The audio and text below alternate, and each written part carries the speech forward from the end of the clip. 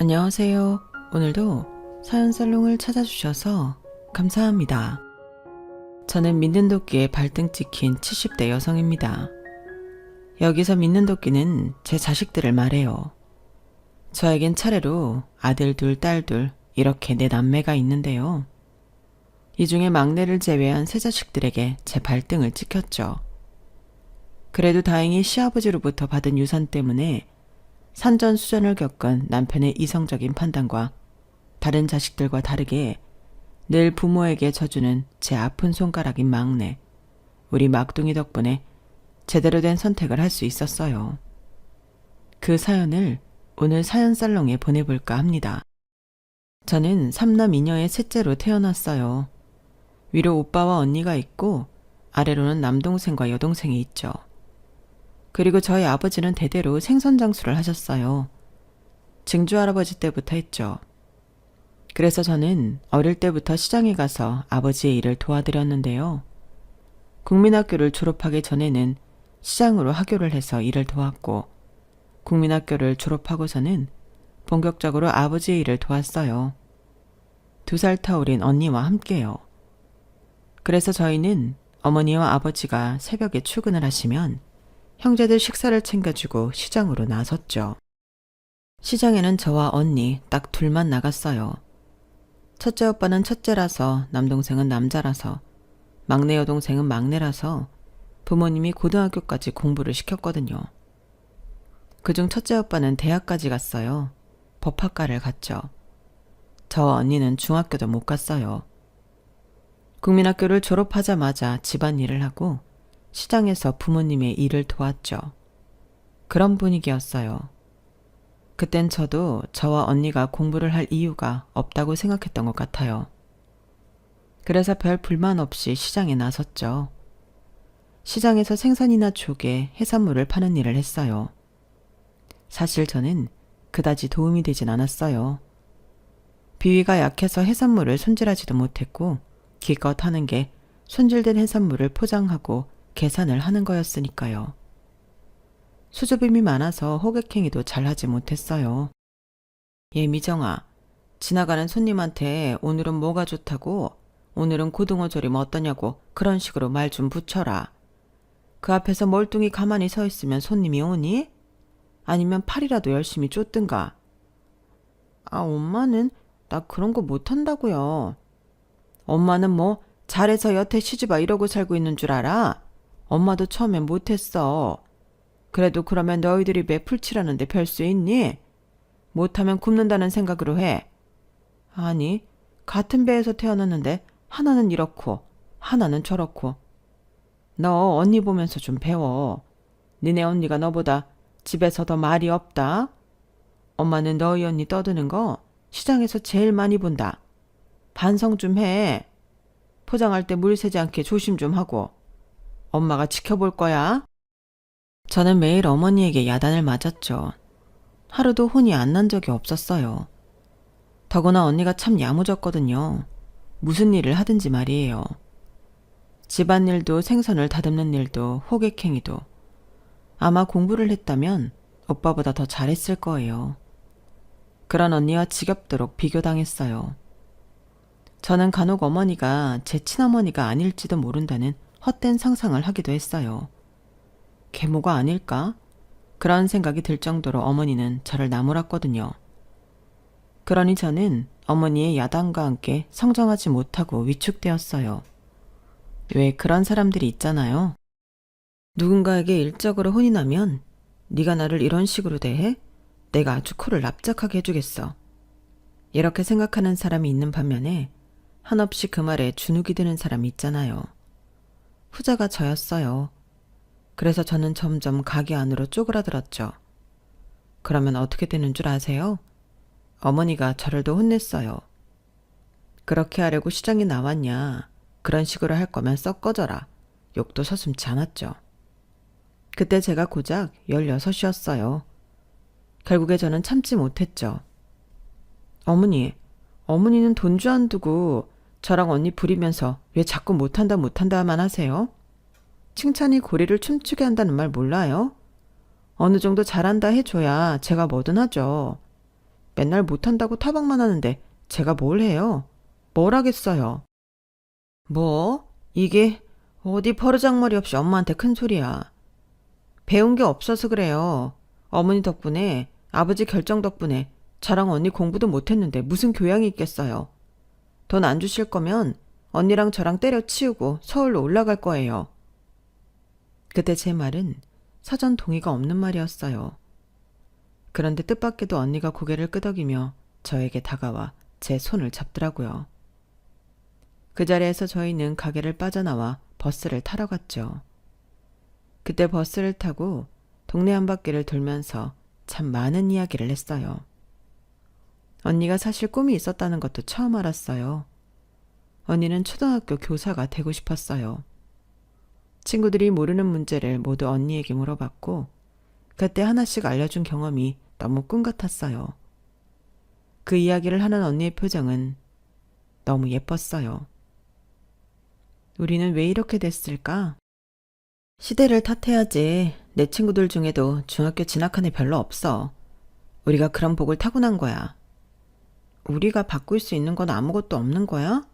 뭐 어디서 일을 하냐 정도는 바꿀 수 있겠지? 언니는 어디서 일하고 싶어?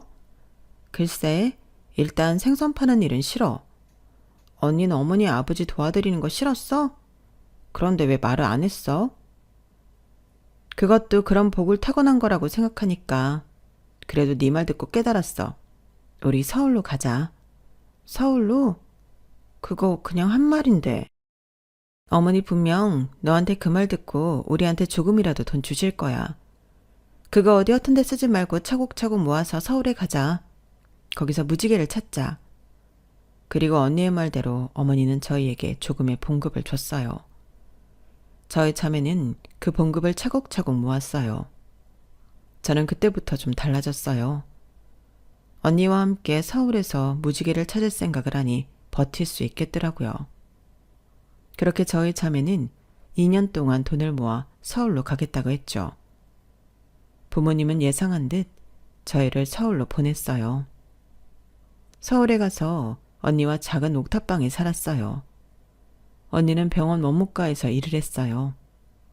그 일을 하면서 언니는 돈을 모아 간호대학을 다녔죠. 저는 다시 공부의 길로 들어선 언니가 대단해 보였어요. 저는 차마 그렇게 하지 못하겠더라고요. 괜히 시간 낭비, 돈 낭비, 몸고생하는 게 아닌가 싶어서요. 그래서 전 한 제약회사로 들어가 2년 동안 일을 했어요. 그런데 제가 거기서 따돌림을 당했어요. 처음엔 버티고 다니려고 했는데 저도 사람인지라 그게 힘들더라고요. 그리고 아시겠지만 전 주눅드는 사람이어서요. 그 분위기에 적응을 못하겠더라고요. 그래서 2년 만에 그만두고 나왔어요. 그리고 그때 언니는 간호대학 졸업반을 다니고 있었죠.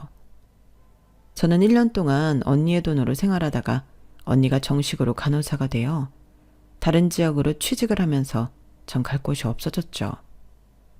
그때 마침 부모님이 고향으로 내려오라고 하더라고요. 그래서 못 이기는 척 내려갔어요.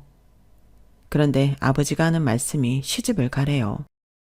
너 아버지한테 일 그만두고 말도 안 하고 언니한테 엎혀 살기나 하고 아무리 형제라도 너 그러면 안 된다. 내가 그 이야기를 듣고 얼마나 가슴이 철렁했다고. 네가 왜 그만뒀는지 이유는 묻지 않을 테니 결혼해. 너도 아는 사람이다. 옆에 횟집하는 아저씨 아들 알지? 그 집 외동아들 승용이 말이다. 결혼 날짜도 잡아놨으니 이왕 이렇게 된 거 결혼해. 날짜도 잡아놨다. 그리고 돈 걱정은 말아라. 어떻게든 알아서 할 테니. 아니 어떻게 그런 문제를 저한테 상의도 없이 결정을 해요. 결혼이 뭐 애들 장난이에요? 이렇게 갑자기 고향으로 내려오라고 말한 이유가 이거였어요? 그 오빠는 저랑 결혼하겠대요? 하겠다던데. 너희 어려서부터 잘 지냈잖아. 맞춰가는 거야. 살아가면서 맞추면 되는 거고. 미정아, 아버지 말 들어. 결혼하면 너도 알겠지만 어차피 그놈이 그놈이야. 그리고 너 고향 내려와서 무슨 일 하려고? 다시 우리 가게 일 도울래? 싫다고 나가놓고서 그럴 리 없잖아. 부모님에게 이런 속셈이 있는 줄 저는 몰랐어요. 하지만 어머니 말처럼 그렇다고 저에게 빠삭한 수가 있던 것도 아니었죠. 부모님을 설득할 방법이 없었어요.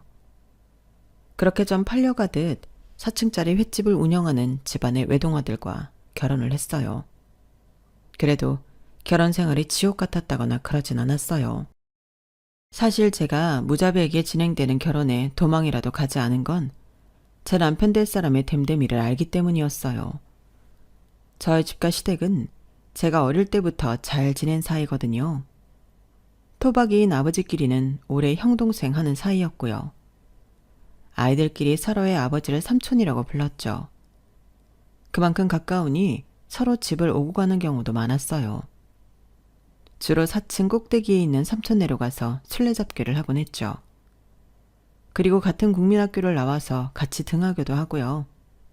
더구나 남편이 빠른 년생이어서 저희 오빠와 동급생이었고 남편은 친오빠와 같이 다니면서 저를 많이 챙겨주었어요. 자기 용돈으로 과자도 사주고 숙제도 도와주고요. 어릴 땐 무뚝뚝한 친오빠 말고 남편이 친오빠였으면 좋겠다고 생각한 적도 많아요. 그리고 제가 중학교를 진학하지 못하게 된 걸 당연하지 않게 생각한 사람 중 하나가 남편이었고요. 남편은 제가 중학교에 진학하지 못했다는 소식을 듣고 저를 찾아와 위로해 주었어요. 그땐 그 상황이 당연하게 여겨져서 별 감동 없었는데 지금 생각하니 고맙죠. 그리고 시부모님도 좋으신 분들이었어요. 저희 시어머니가 몸이 안 좋으셔서 잦은 유산을 하다가 겨우 저희 남편을 낳으신 거거든요. 그래서인지 저희 남매를 무척 예뻐했어요. 사람 귀한 줄 아시는 분이었죠. 결혼 전에도 후에도 저를 함부로 대하지 않았어요. 그리고 시아버지는 결혼 전에 삼촌이라 부르며 따랐으니 말할 것도 없고요. 그래서 저는 어쩔 수 없이 한 결혼치고는 평범하고 별 탈 없이 지냈어요. 게다가 남편이 당시 1위 매출을 달성한 주류 회사를 다녔거든요. 물론 저희 고향에 있는 공장에서 일했지만 생산직은 아니고 공급망 관리 직무를 했어요. 그래서 벌이도 나쁘지 않아 제가 일을 할 필요는 없었어요. 그런데 아이가 통 생기지 않더라고요. 저희 부부가 나름 노력을 많이 했어요. 남편은 바쁜 와중에 운동도 하고 저는 시어머니가 지어준 한약도 먹고요. 둘 다 좋아하던 술도 끊었죠. 사실 제가 저희 가족에 불만이 많은 것 같지만 저희 6 식구가 다복한 가정이라고 생각하기도 하거든요. 그래서 저는 저도 친정 같은 가족을 만들고 싶었어요. 할 수 있는 만큼 아이를 많이 낳아서 다복하게 살고 싶었죠. 게다가 저희 남편이 외동이잖아요. 남편이 말하는데 외동인 게 참 외로웠다고 해요. 특히나 저희 가족을 만나 함께 놀면서 더 느꼈대요. 저희가 남편 집에서 놀다가 저희 집으로 돌아가잖아요. 그때 참 헛헛했대요. 그래서 저희 부부는 3명은 낳기로 약속을 한 거예요. 그런데 통 아이가 생기지 않더라고요. 결혼한 지 2년이 지나도 아이가 생기지 않았어요. 그래서 반쯤 포기했죠. 포기하고 마음을 비웠어요. 그러니 놀랍게도 아이가 생기더군요. 결혼 3년 차에 저는 사내 아이를 낳았어요. 그리고 2살 터울의 아들, 연년생인 딸을 낳았죠. 계획대로 3명의 아이를 낳고 저는 행복했어요. 제가 꿈꾸던 다복한 가정이었죠. 그런데 아이가 셋이니 식비도 3배 들고요. 아니, 아들이 둘이니 그 이상으로 식비며 뭐며 들더라고요. 그리고 저는 무조건 대학을 보내고 싶었어요. 아마 제 결핍 때문이겠죠. 그래서 돈을 모아야겠다는 생각이 들면서 일을 해야겠다는 결심이 섰어요. 저는 셋째가 초등학교를 들어가면서 일자리를 찾기 시작했죠. 그런데 시아버지가 일을 도와달라고 하더군요. 그해 시어머니가 돌아가셨거든요. 저는 생선 냄새는 죽도록 싫었지만 시어머니가 돌아가시고 그렇게 힘들어하시는 시아버지를 외면할 수도 없었고 엄마가 되니 못할 것도 없겠다 싶더라고요. 그래서 저는 시아버지 횟집에서 일을 하기 시작했어요. 그런데 그게 10년을 넘을 줄은 몰랐죠. 저는 시아버지가 저혈당 쇼크로 갑자기 돌아가시기 전까지 시아버지 가게에서 일을 했어요. 시아버지가 돌아가시기 5년 전부터 당뇨가 있었는데 갑자기 쓰러지셨어요. 그리고 응급실을 채 가지도 못하고 돌아가셨죠. 그래서 4층짜리 건물은 제 남편 소유가 되었는데 저는 몰랐는데 시아버지가 가진 건물이 횟집을 포함해 5채가 있더라고요. 그것도 놀라운데 남편이 시아버지가 하신 유언이 있다는 거예요. 아버지가 말씀하셨는데 횟집 문 닫지 말라고 무조건 지켜내라고 했어. 뭐? 그럼 누구한테 인계라도 해야 하나? 아니 그런 게 아니라 내가 횟집 물려받으라는 소리였어. 나보고 하라고 하셨어. 당신도 생선 냄새라면 지긋지긋하다며. 그런데 어떻게 해? 그러니까 나도 난감해. 그래도 아버지 마지막 유언인데 해드려야 하지 않겠어? 당신도 10년 넘게 아버지 밑에서 일 도와드렸으니까 우리가 할 수 있지 않을까? 지금 주방 이모들도 설득해보고 우리 한번 해보자. 시아버지는 대대로 운영된 당신의 청춘을 바친 횟집이 사라지는 게 걱정됐는지 그런 유언을 남기셨더라고요. 그 이야기를 듣는데 갑자기 돌아가신 우리 시아버지는 눈 감는 순간까지 얼마나 괴로우셨을까 싶더군요. 그래서 남편은 일을 그만두고 저희 친정아버지와 주방 이모들에게 생선을 손질하는 법과 회 뜨는 법 같은 기술을 배우고 요리도 배우고 운영 체계도 바로 배우고 새로 직원도 뽑고 정신없이 바쁜 1년을 보냈어요. 하지만 3년이 되었을 때 그해 겨울에 장사를 접게 되어요. 장사를 접으며 빚이 생겨서 횟집이 있던 건물도 팔게 되고요. 남은 건물이 4채나 있지만 남편은 시아버지의 유언을 지키지 못한 것에 큰 죄책감을 가졌어요. 옆에서 제가 많이 위로해 주었지만 곧잘 돌아오지 않았죠. 그리고 제가 바리스타 자격증을 따서 남편 명의의 건물에 카페를 차려요. 카페를 차리는 데에 도움을 준 건 저희 막내였는데요. 앞서 말씀드린 것처럼 제 자식은 4명인데 제가 막내에 대한 이야기를 안 했죠. 사실 저희 부부는 아들, 딸로 만족했어요. 충분히 다복한 가정이라고 생각했죠. 그런데 예기치 않게 제가 36의 나이로 임신을 해요. 임신 사실을 알고 이걸 기뻐해야 하나 노산인데 걱정이 이만저만이 아니더라고요. 그런데 임신 소식을 들은 남편이 너무 좋아하는 거예요. 노력해보자고 저를 북돋아줬어요. 그래서 저는 37의 나이로 딸을 낳았죠. 그동안 시아버지도 많이 챙겨주셨어요. 일도 나오지 말라고 하시고요. 저녁에 잠깐 시간을 내 간식거리를 들고 오시곤 했어요. 그리고 저희 아들들과 딸도 자기 동생을 엄청 예뻐했어요. 어쩌면 막둥이는 제가 키운 게 아니라 많은 사람들의 손으로 키운 거죠. 그렇게 많은 축복 속에서 자란 막둥이는 사력 있고 착하고 바르게 자랐어요. 어린 나이부터 저희 일을 도왔죠. 횟집을 하고 있을 땐 학교를 마치면 횟집에 나와 일을 돕고 나중에 저희 부부가 카페를 차릴 계획을 하자 바리스타 자격증과 베이커리 자격증을 따기도 하고요. 그리고 다른 카페에 가서 실무를 배워오기도 했어요. 그렇게 4년 동안 카페 운영을 했어요. 그런데 카페 일이 한가롭고 여유로운 것 같지만 그렇지 않더라고요. 저희 카페는 상가에 있기도 하고 그 주변으로 병원이며 사무실이 참 많아요. 덕분에 사람이 많이 찾아오지만 그만큼 힘들더라고요. 체력적으로 버티지 못할 때가 있었어요. 더구나 저는 4명의 아이를 출산한 몸이다 보니 온몸이 말썽이거든요. 허리며 발목이며 손목이며 안 아픈 데가 없는데 구부정한 자세로 오래 일을 하니 힘들더라고요. 제가 자주 삭신이 쑤신다는 말을 하자 막내는 고민하다가 제게 제안을 했어요. 엄마, 그러면 남해나 바닷가 같은 데 가서 요양하듯이 펜션 운영하는 거 어때요? 조용하고 한적하니 좋잖아요. 웬 펜션? 그럴 돈이 어딨어. 건물 하나 팔면 2채는 지을 수 있을걸요? 그리고 나도 투자할게. 이제껏 엄마 밑에서 일하면서 번 돈 허튼 데 안 써서 조금이라도 보탤 수 있어요. 그리고 지혜 언니 이번에 퇴사하는 거 알아요? 퇴사하고 여기로 온다는데. 지혜는 저희 언니 딸이에요. 어릴 때부터 저희 가족과 같이 살다가 건축 일을 한다며 상경했는데 그때 마침 내려온다고 하더군요. 건축 일을 좋아하고 오래 해서 믿을 만한 구석이긴 했지만 갑작스러운 제안에 당황스러웠어요. 그런데 막내가 내민 통장에 말도 안 되는 금액의 돈이 있더라고요. 어떻게 모았냐고 하니까 그냥 실실 웃어요.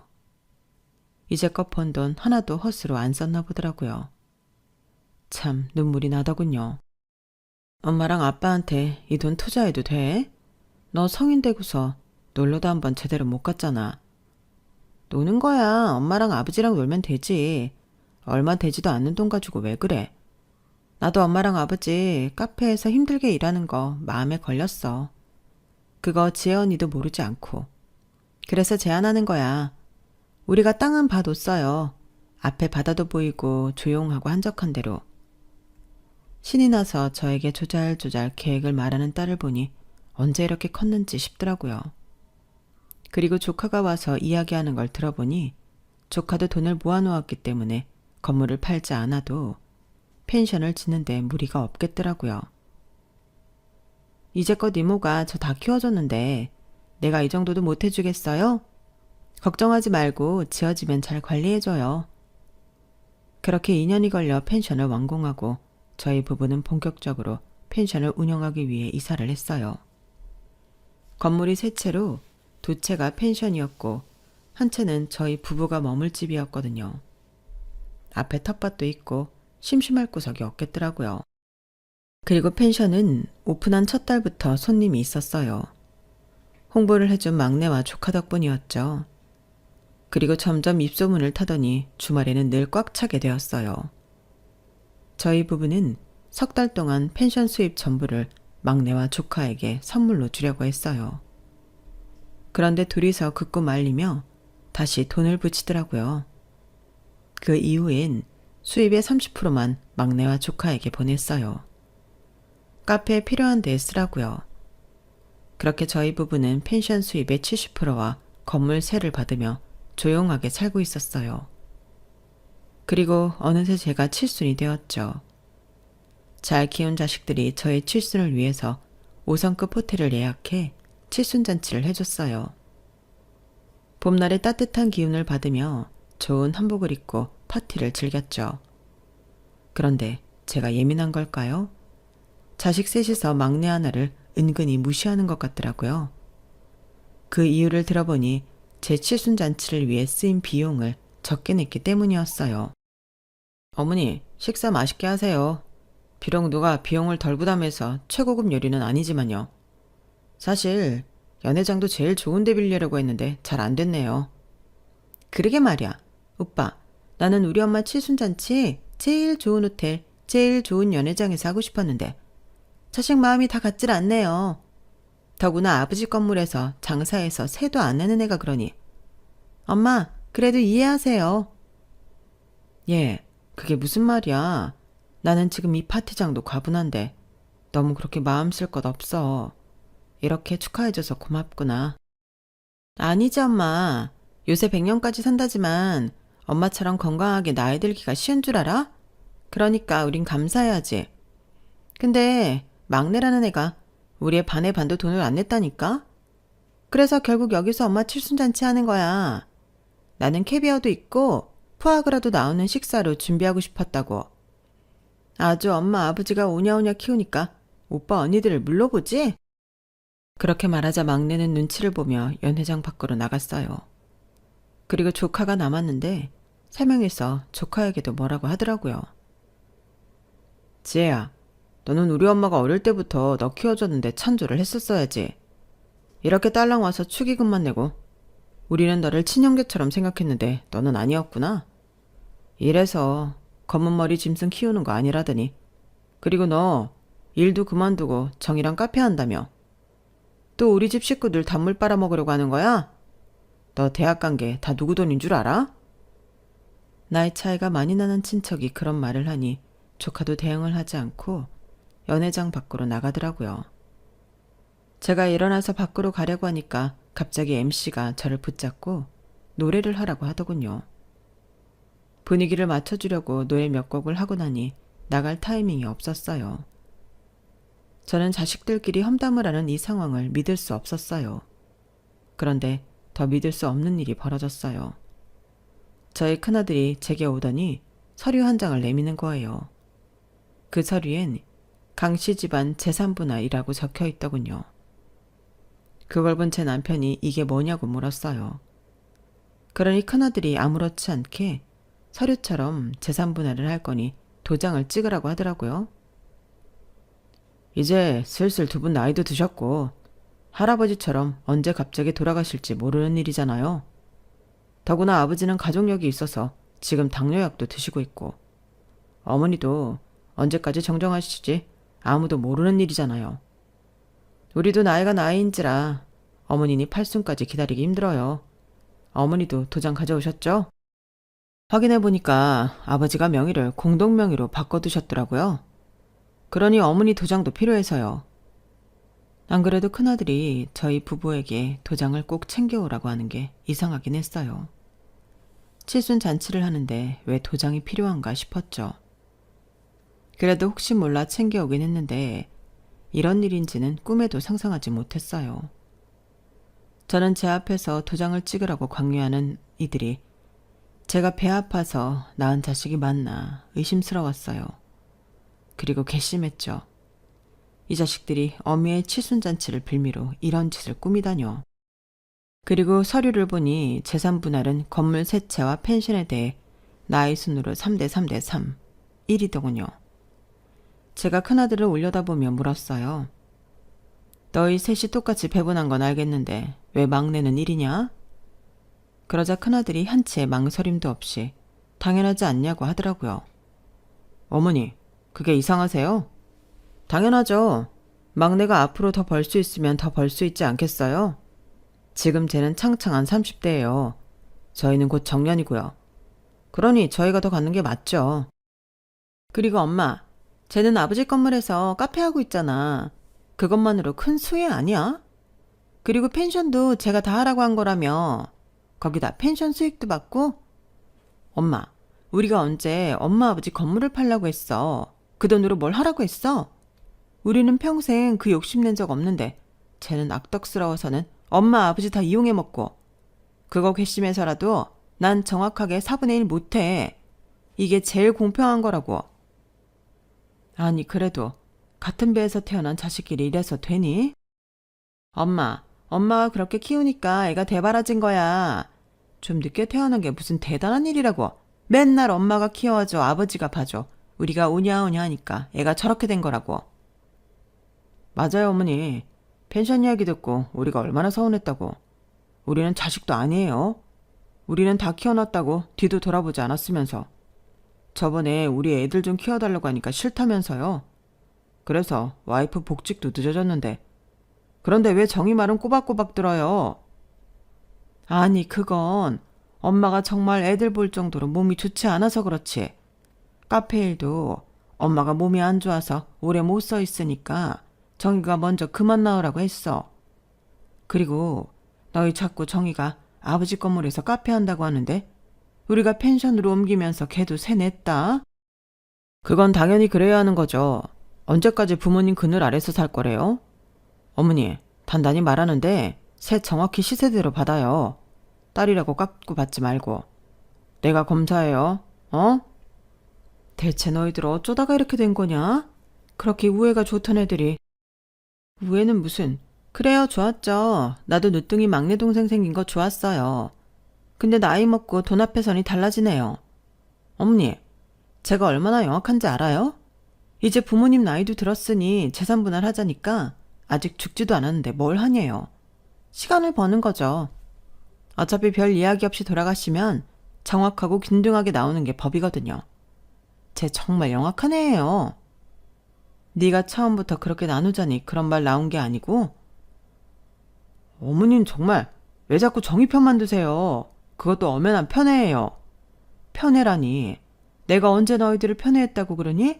난 그런 적 없다. 그래요? 그럼 증거로 지금 이 서류에 도장 찍으세요.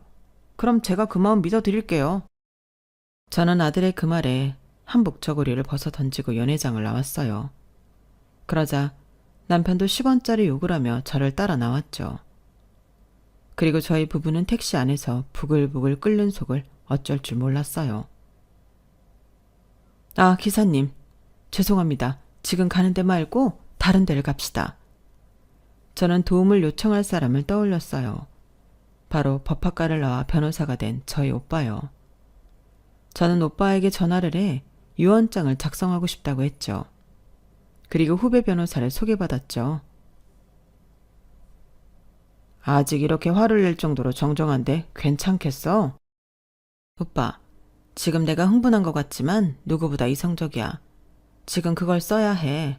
안 그러면 내 자식들 손에 놀아날 거야. 그렇게 저희 부부는 한 변호사 사무실로 도착했고 남편은 저에게 연회장에서 준 저고리를 입혀줬어요. 그리고 저희 부부는 유언장을 작성했어요. 남편과 저 한 부씩 자필로 작성했어요.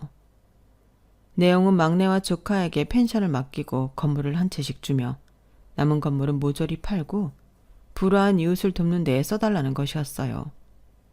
특히나 저처럼 돈이 없어 공부를 못하는 아이들에게 써달라고 했죠. 그리고 변호사의 도움을 받아 제 자식들에게 이메일을 보냈어요. 그러자 불같이 휴대폰에 전화가 오더군요. 저와 남편은 일부러 받지 않았어요. 그리고 집으로 돌아갔는데 막내를 제외한 3명이 맨발로 달려왔더군요. 저를 보고 두 손을 싹싹 빌고 다시 생각해달라 난리도 아니었어요. 그러면서 3명이서 막내 탓을 하더라고요. 그래서 저는 듣다 못해 제 자식들에게 소리쳤어요. 대체 너희들은 뭐가 모자라서 그 애를 욕하는 거냐? 자꾸 막내를 편애한다 하는데 내가 너희한테 뭘 안 해줬니? 오히려 못 해준 건 막내야. 너희가 그랬지? 고작 몇 년 늦게 태어난 거 가지고 유세 부린다고? 아니, 그건 알량한 너희들 생각이다. 막내는 너희들 다 간 대학도 못 가고 고등학생 때부터 횟집에서 일했어. 그 조그마한 애가 횟집에서 일할 때 큰애 넌 결혼한다고 결혼자금 받아갔지. 둘째 넌 차피라고도 차 뽑아달라고 했지. 셋째 넌 대학 다닐 때 기숙사 쓰기 싫다고 그 서울 월세방 얻어줬잖아. 하숙집도 싫다고 해서 그 비싼 방 얻어서 학교 보냈더니 뭐? 편애? 편애라는 말은 막내가 써야지. 안 그러니? 대체 어디서 그런 못된 말을 해? 편애라는 말을 써야 한다면 저희 막내가 써야 한다고 저는 분명히 생각했어요. 저희 막내 16이던 때에 제 남편이 회사를 그만두고 횟집을 했고 19이던 해에 망해서 빚더미에 앉았죠. 제가 말씀드렸죠. 제 소원은 목표는 제 자식들 모두 대학에 보내는 거라고요. 그리고 그건 저희 남편도 동의했어요. 그래서 남편과 함께 이 불행한 이야기를 어떻게 전해야 할까 며칠 밤을 고민했어요. 얼마나 고민을 했는지 머리카락이 숭덩숭덩 빠지더라고요. 그리고 눈치 빠르고 사려 깊은 막내가 어느 날 저녁을 먹는데 허심탄회하게 말하더라고요. 엄마, 나 일하려고요. 커피 배우고 빵 배워서 카페에 취직하려고요. 나 커피 좋아하잖아요. 재밌을 것 같아요. 하지만 전 제 딸의 꿈이 언니와 같은 초등학교 교사라는 걸 알았어요. 저희를 보며 당차게 말하지만 그 눈빛이 얼마나 헛헛해 보였는지 말하지 않아도 여러분들도 아시겠죠. 그래서 저는 대학은 못 보내고 딸이 배우고자 하는 것을 밀어줬어요. 마음으로도 그렇게 했고요.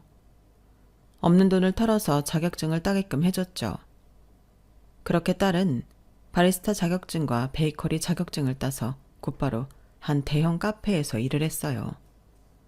그리고 시간이 지나 남편이 건물에 비는 곳에 사업을 하고 싶다고 했죠. 그래서 막내와 함께 카페를 하는 게 어떠냐고 제안한 거예요. 막내가 그 일을 알고 얼마나 좋아했는지 몰라요. 사실 저희 부부는 한번 사업이 망하고 새로운 사업을 하는 것이 불안했거든요. 또 망하면 지금 있는 재산까지 팔아야 할지도 모른다고요. 그런데 저희 막내가 아주 믿음직스럽게 저희 부부를 북돋아줬어요. 엄마, 아버지, 걱정하지 마요. 내가 몇 년 동안 헛수리 일한 게 아니니까요. 커피 내릴 줄 알고 빵 만들 줄 알고 카페 전반적인 업무도 다 배웠어요. 그리고 모르는 게 있으면 지금 일하는 카페 사장님께 여쭤보면 되고요. 그러니 걱정 마세요. 우리 잘 될 거예요. 번거로운 일은 내가 다 할게요. 리모델링이랑 인테리어는 지혜 언니한테 부탁 좀 하고요. 슬슬 구상이 되는데요. 잘할 수 있을 것 같아요. 그래서 카페를 시작한 거예요. 저는 어떻게든 막내에게 도움이 되어서 다행이라고 생각했죠. 그리고 막내는 멋지게 카페 사업을 잘 이끌어갔어요. 하지만 그럼에도 대학을 못 보낸다는 사실이, 아이가 꿈을 이루지도 못했다는 사실이 마음에 걸리더군요.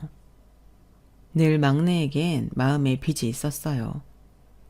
그래서 이왕 재산분할 사건이 생긴 거 막내에게 빚을 갚자고 생각한 거예요. 그런데 조카는 무슨 일이냐고요? 조카에게 제가 재산을 물려주겠다고 했잖아요. 제 자식 3명도 그게 의아한 것 같더라고요. 그럼 지혜는 뭐예요? 지혜한테는 왜 주는데요? 엄마가 키워줬으면 됐지. 뭐하러 주냐고요? 그래요. 먹고 재워주면 됐지. 아니, 대학도 보내줬잖아요.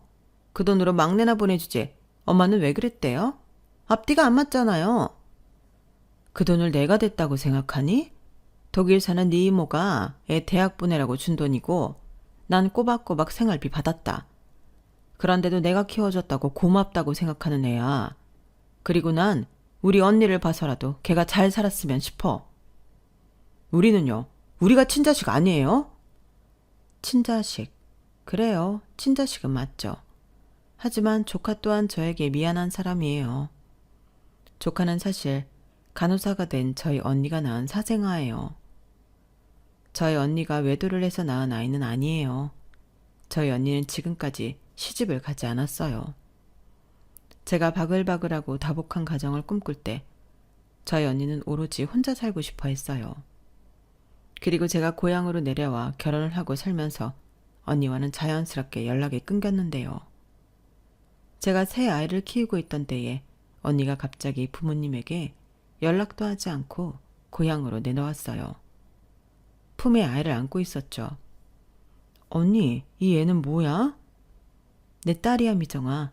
언니가 부탁 좀 할게. 이 아이 좀 잘 키워줘. 네 애가 셋이라 내가 큰 부담을 주는 걸 알지만 이 아이에게 필요한 생활비나 교육비 같은 건 꼬박꼬박 보낼게. 그러니까 부탁 좀 하자. 언니 애라고? 언니 남자가 있었어? 그렇게 일밖에 모르던 사람이 차라리 결혼을 하지 그래. 어차피 결혼하면 다 그놈이 그놈이야. 아니, 그건 절대 안 돼. 지금 나 소문날까봐 휴직도 못하고 일 그만뒀어. 너한테 맡기고 바로 다른 도시에 이직 준비해야 해. 10달 동안 일도 못하고 지옥이었어. 그런 생각이 애한테 안 좋은 거 알지만 정말 그랬어. 지옥이었어. 그리고 그 생각은 지금도 변함이 없고, 그런데도 아이를 낳은 건 법이 그렇기 때문이야. 이런 내 밑에서 이 아이 잘 살지 못할 거야. 난 너처럼 해주지 못할 거야. 그러니 부탁할게. 언니, 그래도 애는 엄마가 키워야. 그리고 내가 출산한 사실은 너 말고 아무도 몰라. 하지만 그래도 숨길 필요는 없어. 특히 엄마나 아버지한테 말이야. 그냥 내 애라고 말해. 괜히 그러다 너만 오해받을라. 그럴 거면 언니가 직접 말씀드리는 게 낫지 않아? 도와주실 수도 있잖아. 난 부모님 도움이 필요하지 않아. 언제나 그랬어. 지금 나한텐 오직 네 도움만 필요해. 해줄 거지? 돈은 밀리지 않고 보낼게. 그건 장담할 수 있어. 내가 죽기 전까지 그 돈은 보낼 거야. 그러니까 이 아이를 키워줘. 그리고 이 아이가 날 찾지 않게 해줘. 언니의 말이 제 딴엔 이해가 되지 않았지만 갓 태어난 아이를 보육원에 맡길 수도 없으니 저는 조카를 거두었어요. 그리고 언니는 매달 저에게 돈을 보냈어요. 조카를 키우기 넉넉한 돈이었어요.